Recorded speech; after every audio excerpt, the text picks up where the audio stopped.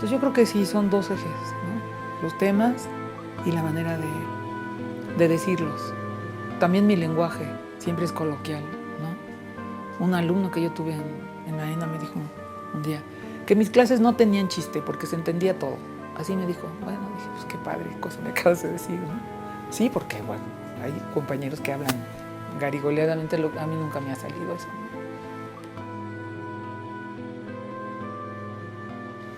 Yo nací en México, Distrito Federal, el siglo pasado, en la década de los años 40, y me llamo Victoria Novello Oppenheim.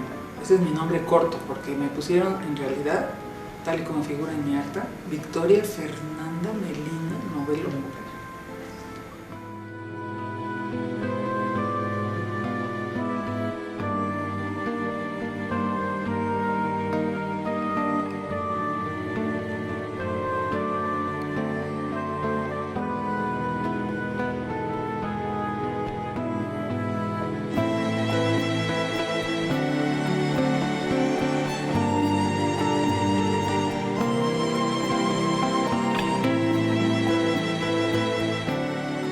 Mira, yo soy un neto producto del mestizaje de una madre alemana, judía, que emigró con su familia creo que en el penúltimo barco que salió de Alemania perseguidos por los nazis, y que llegó a México jovencísima de 18 años de edad, con su madre, sus abuelos, su hermano.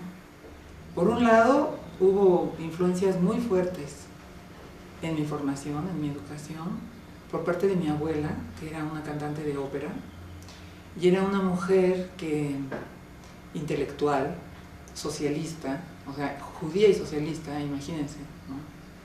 Porque tuvieron que salir corriendo. Por ejemplo, yo muy tempranamente estuve expuesta a la ópera, ¿no?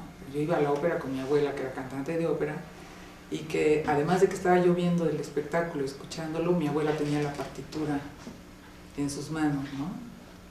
Entonces fui como educada musicalmente por ella, pero también políticamente, porque ella fue la persona en la familia que nos explicó con lujo de detalles y de una manera muy consciente todo lo que significó la persecución nazi, ¿no? Por el otro lado, mi papá, mexicano, yucateco, para mayores señas, que además cocinaba estupendamente, él también me enseñó mucho de la cocina yucateca desde pequeña, pues era otra cosa, ¿no? Era una visión del mundo completamente diferente. Aparte él era católico, creyente, y lo que tenía mi padre de sensacional, que fue la parte educativa que yo más reconozco como valiosa en mi formación, fue que quería muchísimo al país. Entonces mi papá, que era una gente además bastante pobretona, tenía unas carcachas increíbles, pero siempre íbamos en las vacaciones a andar por México, a conocer México.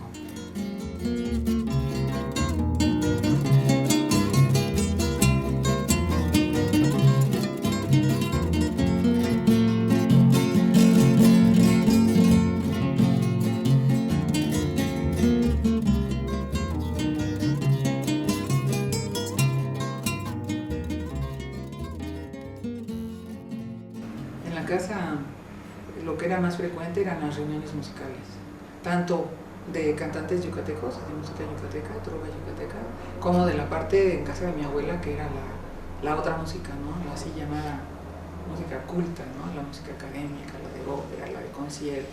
Yo dibujaba, pintaba y cantaba. Vete bajo mi ventana, donde labraba y cosía, te echaré cordón de seda para que subas arriba, y si el hilo no alcanzaré, mis trenzas añadiría.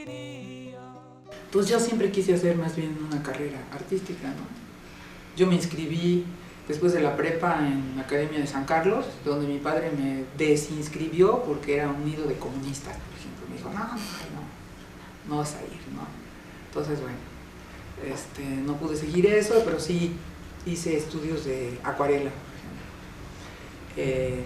como te digo, cantaba, entonces siempre estaba en algún grupo cantando. Y lo que sí me gustaban muchísimo las artesanías, desde siempre, o sea, en los mercados y eso yo siempre es lo que buscaba y juntaba y coleccionaba, ¿no?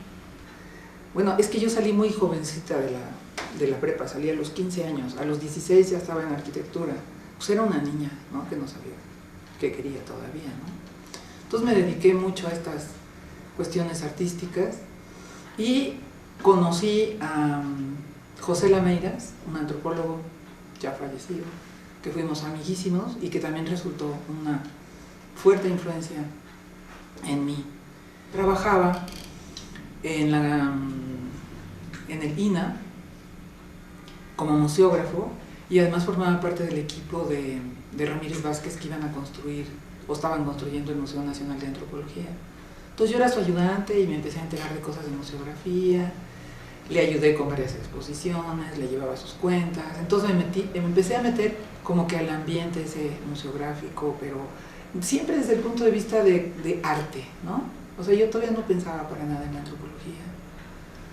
Entonces Pepe me empezó a contar y me empezó a pasar libros, que dijo que tenía yo como una sensibilidad adecuada para estudiar antropología, que por qué no entraba yo a estudiar antropología si tenía esa pues gusto por cosas que tenían que ver con la antropología, por un lado, y por otro, conocimiento del país, ¿no?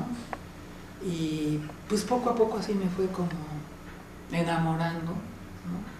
Entonces yo me metí a estudiar cuando la escuela ya estaba en el Museo Nacional de Antropología y yo me acababa de casar, tenía no sé si 21 o 22 años, pero era la señora casada de todo el grupo, ¿no? Así, como la grande, ¿no? A esa edad. Yo entré en la generación que empezó en fines del año 1967 y cuando nosotros entramos a la escuela empezó una vida política que yo desconocía. Y por ejemplo, lo primero que pasó fue que nos solidarizamos con una huelga de la Universidad Veracruzana en la carrera de antropología. Entonces, bueno, primeras experiencias políticas y de asambleas y ese tipo de cosas que de donde yo venía no se conocían, ¿no? Y después empieza la gran huelga del 68, en donde muchos de nuestros compañeros fueron arrestados. Bueno, en fin, puedo decir sin lugar a dudas que fue uno de los más impresionantes movimientos que nos cimbró a millones de personas, ¿no? Millones de jóvenes en esa época, y que fue como el despertar a conocer qué clase de país era ¿no? Porque hasta entonces, digamos, pues sí, yo estaba fascinada o viajaba feliz viendo las cosas de México y los mercados y la comida y la gente y los campesinos, etcétera, etcétera. O los compadres que mi padre tenía en el campo, sus amigos pescadores, no sé, en fin, todo este tipo de gente. Pero no sabía nada de la profundidad de lo que había detrás de las apariencias, ¿no? Y en 1968 pues nos despertó. Yo diría que es como el gran despertar, a ver que vivíamos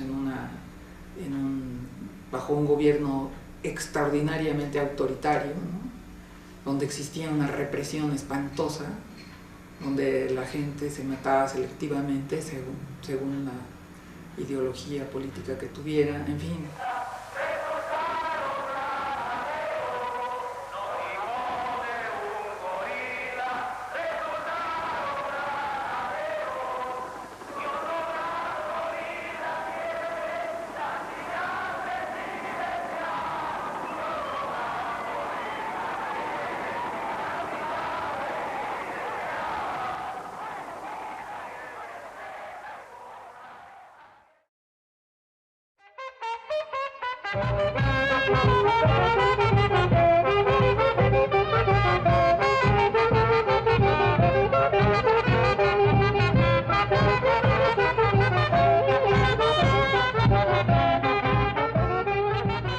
Siempre me fascinaron las artesanías. Mi papá tenía un trabajo en cuestiones de talabartería que recuerda mucho lo artesanal y yo era como su ayudante, ¿no? Pero además lo que yo leía de lo que se escribía sobre artesanías me parecía, o sea, conociendo el mundo por dentro, me parecía que lo que escribían pues, era francamente parcial y que mostraba muchísima ignorancia, ¿no? De lo que era la producción de artesanías en México, porque casi todos los libros hasta esa época eran libros bellos, eran libros de arte, y lo que ensalzaban era la estética de los productos. Y básicamente el productor no se sabía gran cosa, ¿no? Entonces me parecía que yo tenía que hacer una cosa diferente, o sea, que me tenía que meter. Ahorita diríamos al artesano profundo, todavía no estaba escrito el libro de Bonfil, desde luego. Algunos de los maestros de la escuela empezaron a llamar a algunos estudiantes para explicarles y contarnos que había nacido una nueva oficina dentro del Instituto Nacional de Antropología e Historia, que se llamaba PEBA, bueno, eran sus siglas, Programa de Estudios Básicos en Antropología. Esto fue por ahí del 72, yo creo, porque yo me recibí en 74. Sí, debe haber sido 2 años antes, por ahí. Y que entonces se trataba de como empezar a conjuntar personas para crear en un futuro un centro de excelencia académica, ya se empezaban a usar esas palabritas.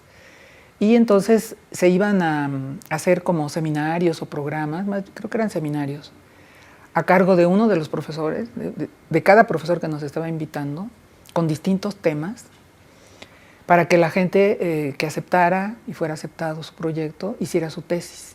A mí me escogió Rodolfo Staffenhagen para su proyecto, o su seminario, que era de economía campesina, y donde los estudiantes nos reuniríamos, y nos reunimos durante 2 años en el Colegio de México, que es donde él estaba.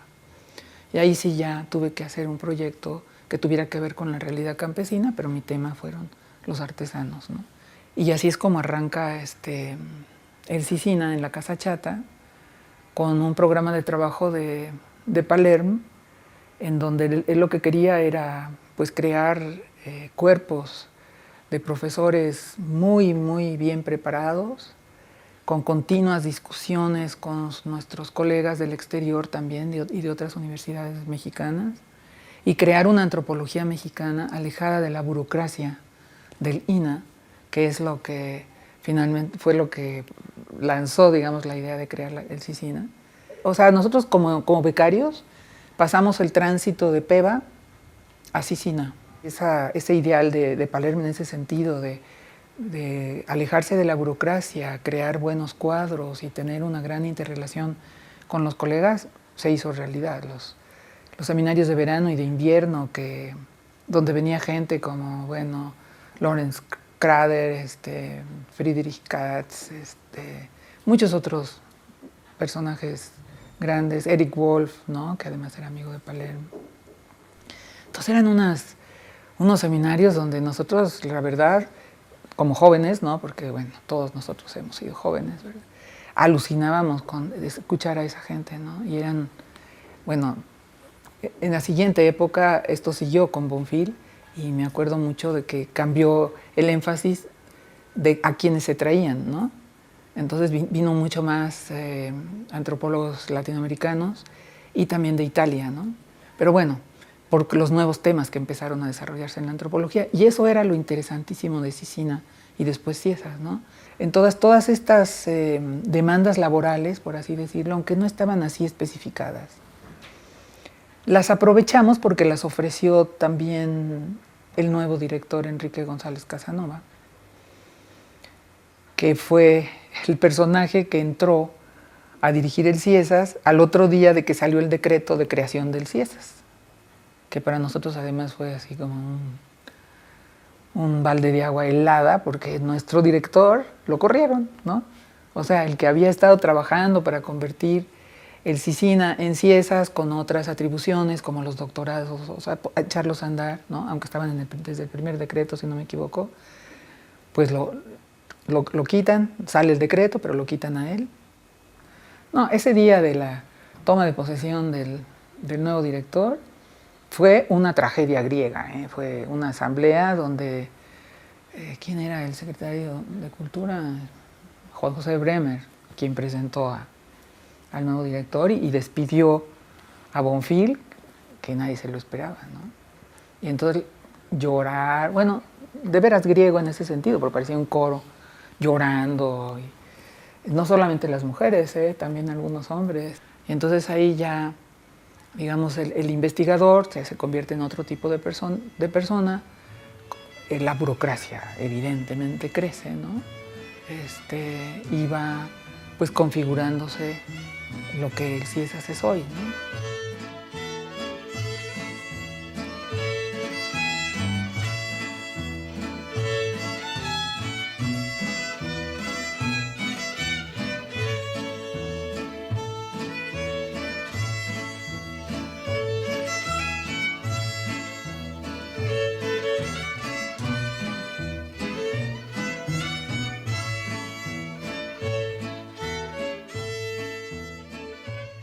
Después me fui exactamente a inaugurar un tema nuevo, a instancias justamente de Ángel Palermo, que era la clase obrera, o sea, la clase obrera pero ya industrial, no la clase trabajadora de los artesanos en sus casas o en talleres pequeños, sino que era eso de trabajar en la gran industria, ¿no? Entonces hubo una coyuntura donde un familiar era en esa época director del combinado industrial Sahagún, que así se llamaba. Después me metí a la cuestión petrolera, de donde sí salí un poco ya asqueada del sindicalismo mexicano, ¿no? Porque también el sindicalismo tenía sus partes muy negras, muy corruptas. Pero en fin, fue un trabajo interesante que me sirvió como tesis de doctorado. Y bueno, yo paralelamente seguía siempre adscrita, digamos, al tema de artesanías porque no me dejaba en paz. O sea, después de que escribí ese libro y escribí varios artículos y que siempre me llamaban para ser jurado de concursos, por ejemplo, desde entonces hasta la actualidad. Entonces siempre estuve muy ligada al tema ese, que nunca lo abandoné. Y cuando sufría yo mis espantosas decepciones sindicalistas industriales, pues me refugiaba yo de nuevo en mi trabajo con los artesanos, ¿no? Por ejemplo.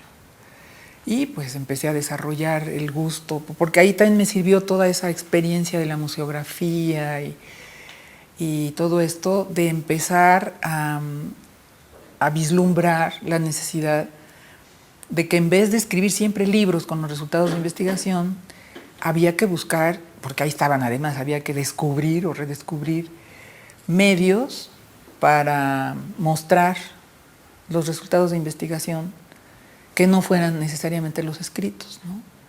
Entonces en esa época me toca, por ejemplo, irme de comisionada con Guillermo Bonfil a construir el Museo Nacional de Culturas Populares en Coyoacán. Y yo le dije que sí, pero que con una condición, que me dejara hacer una exposición sobre la vida obrera en México. Y me dijo, ok, pero primero va a ser el maíz, porque el maíz es el fundamento de la cultura popular mexicana, sí, desde luego. Y la segunda será lo de los obreros. Entonces ahí tuve una época de mi vida profesional de las más agradables y ricas, sinceramente, ¿no?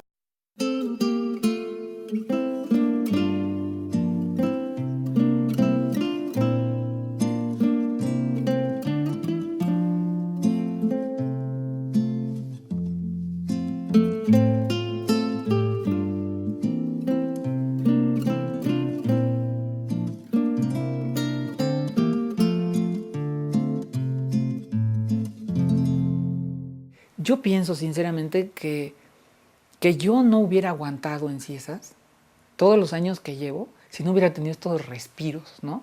De salir de comisión a otros lados, ¿no? Porque yo nunca he sido de la que se puede encerrar en un cubículo y ver las mismas caras todo el santo día durante N años. Imposible, ¿no? Salgo corriendo. Entonces, eso de las comisiones fue algo maravilloso, ¿no? Para esto yo regreso al CIESAS de nuevo, que ya para entonces creo que era el doctor Loyola el director, y entonces me manda a dirigir el departamento de publicaciones en CIESAS. Pues lo hice, yo no tenía experiencia como editora ni nada de eso, pero lo aprendí. Tomé clases con la primera que estuvo a cargo de publicaciones, que fue Vicky Miret, y me enseñó muchas cosas. Y pues creo que hice un papel bueno, ¿no? Pero al muy poco tiempo, creo que ni 2 años habían pasado de eso, un día me habla el rector de la Universidad de Colima y me dice, doctora Novelo, estamos por iniciar el proyecto del que usted es madre, el del Centro Nacional de Capacitación de Diseño Artesanal. Entonces, nos gustaría muchísimo que viniera usted a dirigir ese centro, por lo cual la invito a desayunar el sábado. Me mandó mi boleto de avión y me fui a desayunar con el rector el sábado. Y esto coincidió con que yo ya estaba en un grado de desastre mental por vivir en esta ciudad.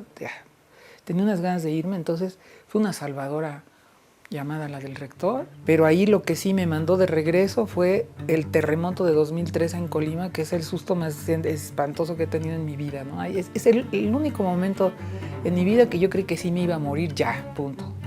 Fue el terremoto, de veras, terrible terremoto, ¿no?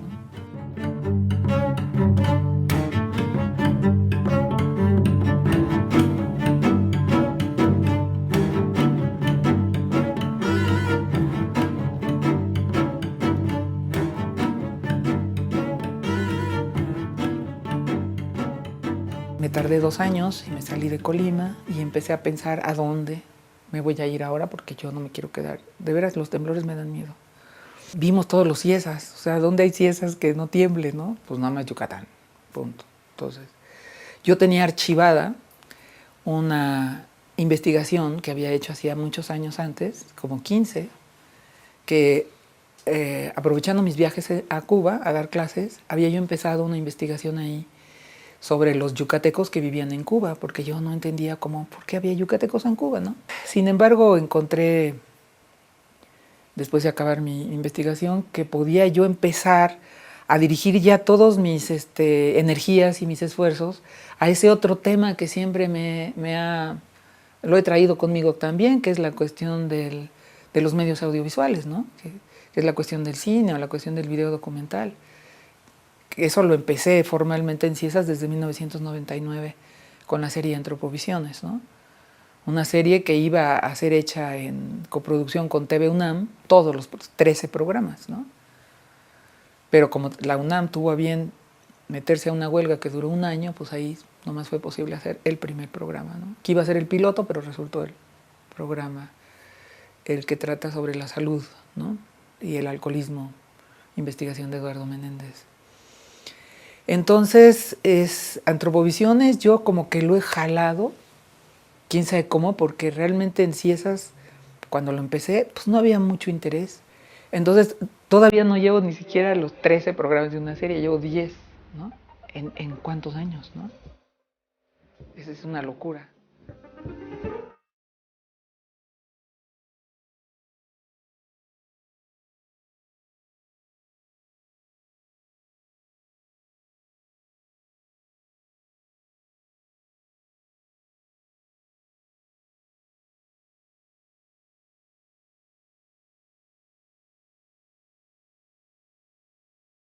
Fui ayudante de investigación de varios documentalistas y aparte fui cuñada del famoso CUEC, ¿no? En el movimiento estudiantil, el que hizo la película del 68. Y aprendí con él, yo iba con él también a ver cómo editaban y todavía con Moviola y todas esas cosas fascinantes, ¿no? O sea que también ese es vieja creencia, digamos, que no he podido desarrollar, nunca estudié cine, creo que ya no voy a estudiar cine a estas alturas de la vida, pero me gusta estar cerca de donde se está haciendo, ¿no? Yo creo que Ciesas ha producido, aparte de abrir los temas, o sea, nuevos temas de investigación y de estudio, también ha creado escuelas, ¿no? Hubo una época en que realmente se mandó a varios antropólogos a fundar el Colegio de Michoacán o ayudar a fundar la UAM en sus varias dependencias, ¿no? Y otros lugares, ¿no?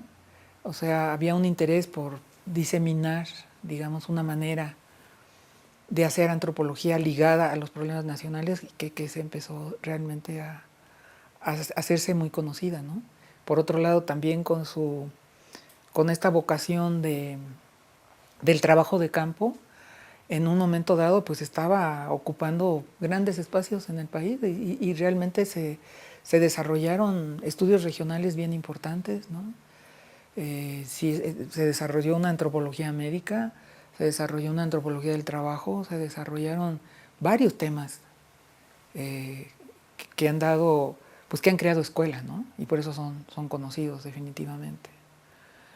Ahora, con respecto a la, digamos, a la pasión o a la emoción que los diferentes investigadores le ponen a su trabajo, ahí es donde yo sí veo pues una cierta decadencia, ¿no?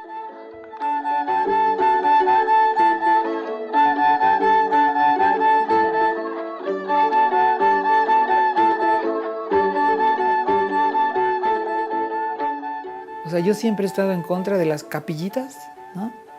Donde la gente se lee entre sí, se elogia entre sí, se reseña entre sí, se presenta entre sí, que son 20, 25 personas, y punto, ¿no? O sea, ¿cuándo vas a comparar cuánta gente tiene acceso a una exposición, a una película, a los que tienen acceso a leer un libro, ¿no? Entonces, esa cosa de la difusión para mí sí sigue siendo muy importante, ¿no? Y la difusión como que la tienen puesta en un lugar bajísimo, ¿no? En general la academia.